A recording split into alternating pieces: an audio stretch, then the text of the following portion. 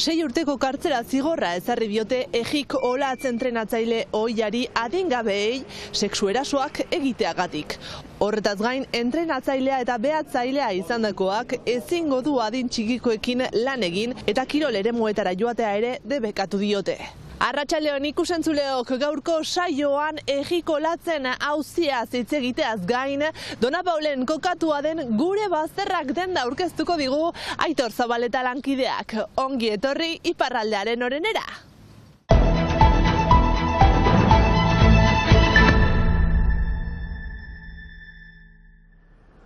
Sei urteko espetxe zigorrera kondenatu du Erik Olatz Baionako epaitegiak 6 gazteren aurkako sexu erasoak egon zirela frogatutzat jo ostean. 13 orduko epaiketaren ostean iritsi da erabakia. Arratsaldean 6 biktimetako 4 testigantza eta hauetako baten amarena entzuteko parada izan du epaileak.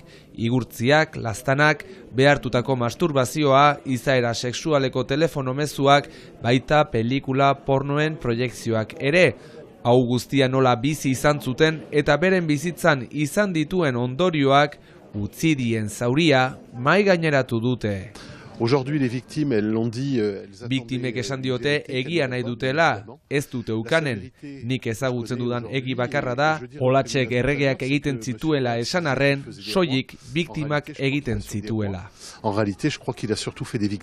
Erik Olatz Abigon Baionek futbol taldeko entrenatzaile ohia da. Baita Errealako begirale ohia ere Antoine Griezmann aurkitu izanagatik ezaguna. Goizean egin modura arratsaldean ere akusazio guztiak ukatu ditu. Instrukzioan ikusi dugu bere burua oso profesionaltzat jotzen duela, erregeak sortzen zituela dio, baina ez da profesionala, depredadore hutsa besterik ez da. Gertaerak 1987 eta 2002 urte artean jazo ziren, biktimek orduan 11 eta 15 urte artean zituzten. Defentsak helegitea aurkezteko aukera ez du baztertu, baina prokuradoreak eskatzen zuen 8 urteko zigorra baina apalagoa jaso duenez, ikusi beharko da azkenean zer erabakitzen duten.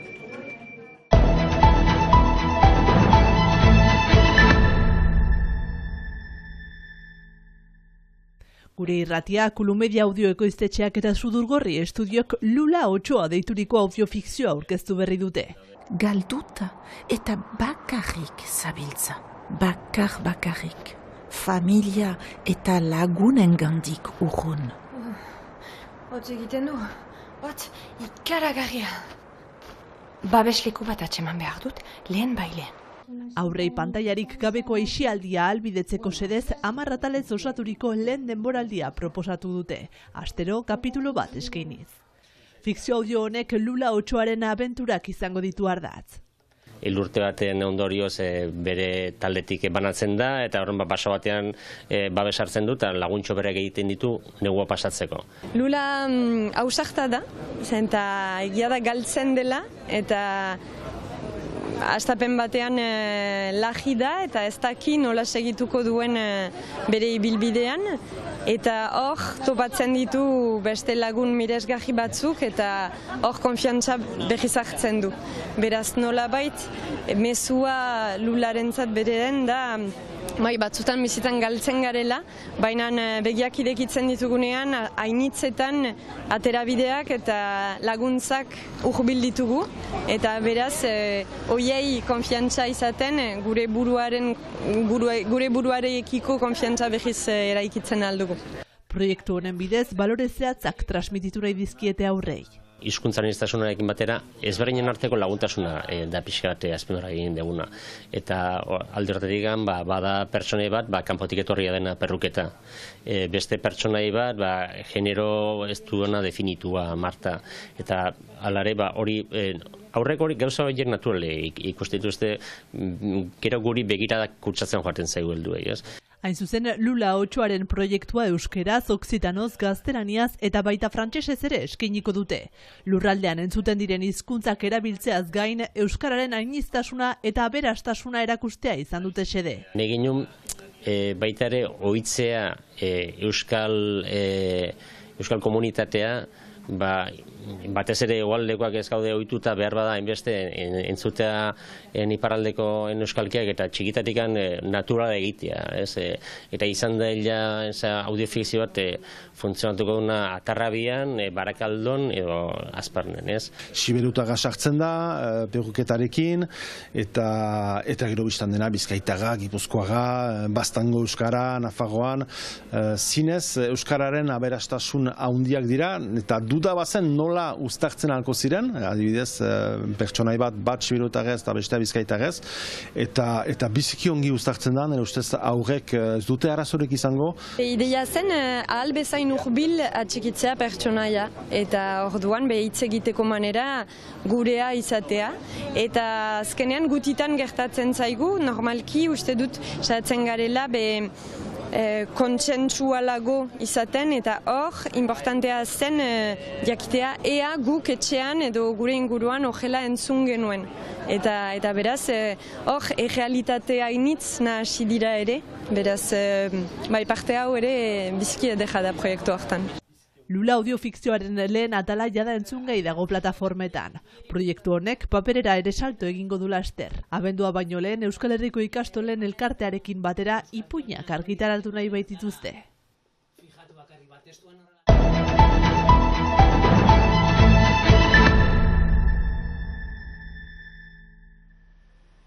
Denda hau ni baino zaharragoa da, 1982an sortua izan zen Serge Pagolarekin. Maite ditut maite, gure bazterrak lambroak. Eta berak Amikuse liburu denda deitu zuen. Denda hau luzaz egona da Dona Paulen, beraz dura 20 urte baino gehiago. Eta euskal gaietan bere zitua zen liburu eta disko denda bat zen hastapenean. Eta emeki euskal marka desberdinak jantzi mailan gehituak izan ziren. Ez ditanean ikusten uzten. Joan den abenduan itxi da. Eta falta zen denda hori Dona Paulen euskal nortasunari buruzko produktuekin eta jendentzat ustut pixka bat falta zela. Eta beraz ideia ukan dut denda hori behiz hartzeko. Eta urte hastapenetik egona naiz proiektua lan zen, eta uztailan behiro ideki dut gure bazterrak izenarekin. Nik nahi dutukan eskaintza desberdina, hainbat gauza Euskal Herrian sortuak edo ekoiztuak, eta beraz baditugu jantziak, t-shirta markak adibidez, aurkitzen aldira ere bai emaztendako jantziak, skunk-funk markarekin, edo bitxiak ere bai, lauburu txiki batekin, eguzkilore batekin, zinez beste bitxi batzu ere bai, baina Euskal Herrian eginak. Atxamaiten aldira ere mauleko espartinak, ez bai gira bat ere mauletik urjun eta beraz Euskal Zapetak ere bai. Eta ukaiten alditugu apainketa moduan ere, kuadro desberdinak, badira fitxak hemengo egiei buruz. Eta ere euskal tradizioen arabera ere baditut iauteri gisako pertsonaiekin, marrazki edekak pixka bat etxea paintzeko. Nik hori maite dut gure kultura ere ezagutaraztea, ezagutzen ez dutenei, elkar trukatketa zonbeitzu garrantzia txoa da niretzat. Gure nortasuna, gure kultura eta sustatzea alde hori. Euskiak urtzen du goian, gailurretako elurra. Pentsatzen dut jendeak maite dutena da komerzio txiki hori, elkarrekin ukaiten alditugun ere elkarrizketak, partikatzea eta zinez elkarrekin bizitza eta komerzio txikiak ere biziaraztea. Badira jendeak garrantzitsua du da jentzat euskal komertzioa martxaraztea eta ez beti Amazoni eskatzea gauzak. Eta Dona Pauleko ganbetakarrekan atxemango dituzue Ameli eta gure bazterrak denda asteartetik larun batera gertuko komertzioa sustatzen jarraitzeko.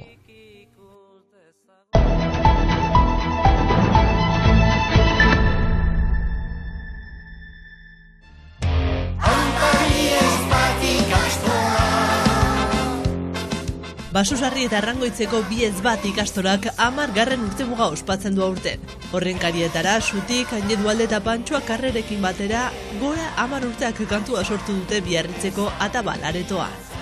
Ikusentzuleok proiektu honen irudiekin agurtuko dugu gaurko saioa. Bihar arte!